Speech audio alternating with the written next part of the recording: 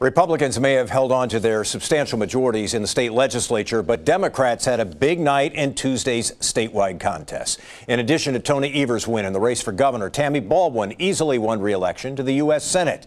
Democrats were also elected to state treasurer, secretary of state, and attorney general. In the AG's contests, Madison attorney and former federal prosecutor Josh Kaul defeated the Republican incumbent Brad Schimel.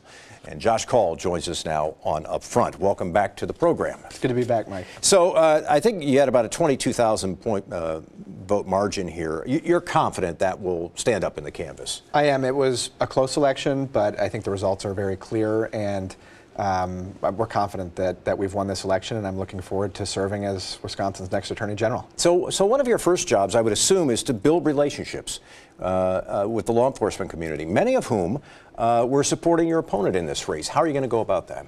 One thing I want to do is build on the relationships that are in place between the AG's office and law enforcement officials around the state.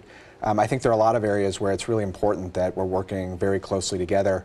One of them is in ensuring that our enforcement efforts in responding to the opioid epidemic are targeting large-scale traffickers. I think it's critical that our AG's office works closely with local law enforcement, with county law enforcement, and with federal law enforcement to make sure that we're working we're working to dismantle drug trafficking conspiracies and to try to slow the supply of the most dangerous drugs like heroin and fentanyl and meth into the state of Wisconsin. During the campaign, you also talked in relation to the opioid crisis about possibly going after the big pharmaceutical companies, the suppliers of some of these drugs.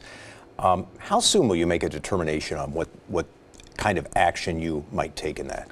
So the first thing I'm going to do is look and see where the multi-state investigation stands. Wisconsin is part of a multi-state investigation into the pharmaceutical companies' role in the opioid epidemic, and I want to see if that investigation is moving along as quickly as it should be and what kind of progress they're making.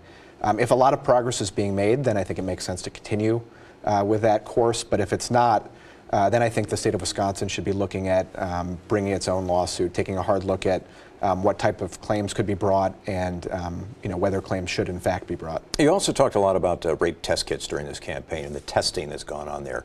What are you going to be doing specifically? You were critical of how it's been handled up to this point. What are you going to be doing specifically to change that?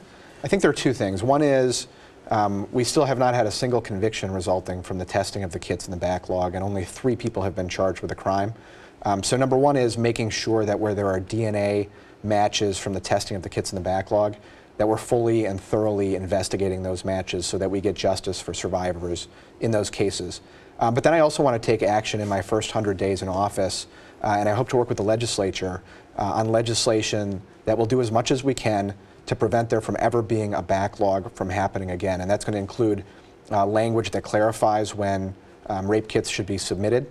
But I also think DOJ needs to do more when it comes to making sure that there's clear guidance provided to law enforcement about when kits should be submitted currently, and that there's training that makes sure that people understand when they should be submitting the kits. The Affordable Care Act, the state of Wisconsin has been challenging that. The former or current Attorney General, soon to be former Attorney General Brad Schimel, said that he believes that the law as it's currently configured is unconstitutional. You said during the campaign you want to take us out of that lawsuit. How will you go about that? So Governor Evers has made clear, Governor-elect Evers has made clear that he wants to withdraw from that lawsuit, and I look forward to working with him as Attorney General to do that. I think in terms of how the process works, the AG's office would submit something to the court requesting to withdraw from that lawsuit, and hopefully that the court would grant that request. So, some of the things you talked about in the campaign, I'm wondering if they can be delivered on. You mentioned common sense gun measures. But isn't that really the role of the legislature? It's not really the role of the Attorney General. You could be on the bully pulpit and make the case for that, but you can't really do that in terms of legislation. So I look forward to working with members of the legislature to enact legislation, not only in that respect, but with respect to our opioid epidemic and some other issues that I think are going to improve public safety in Wisconsin. I'm hopeful that we'll be able to work cooperatively and across the aisle to pass legislation that's going to make our communities safer and stronger, and I look forward to working with members of the Republican legislature on that. There's broad support for universal background checks and for a ban on bump stocks, and I think passing a red flag law would also make our communities safer. And I'm hopeful that when I sit down and talk to members of the legislature, we'll be able to figure out a way to move forward on some of those issues. So you intend to advocate for that? I do. Yeah. You said you'll be an independent attorney general, but I have to ask you, there are Democratic attorney generals around the country who are seen by many to be sort of there in part to push back against Trump administration policies. Do you see yourself in any way being that kind of attorney general, pushing back against Trump administration policies? I think if there are federal policies that are harmful to Wisconsinites and that are either unconstitutional or illegal, I think the AG absolutely should stand up for the best interests of Wisconsinites and stand up to protect our rights.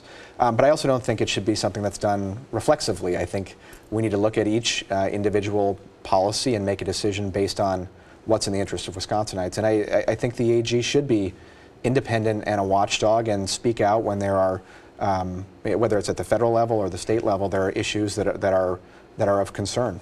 My final question is a personal one. You lost your mom during this campaign. Peg Lautenschlager was the former Attorney General. What do you think she would say about what's happened with you and your quest for the same office? You know, my mom was able to spend her career doing what she thought was in the best interests of the people of Wisconsin.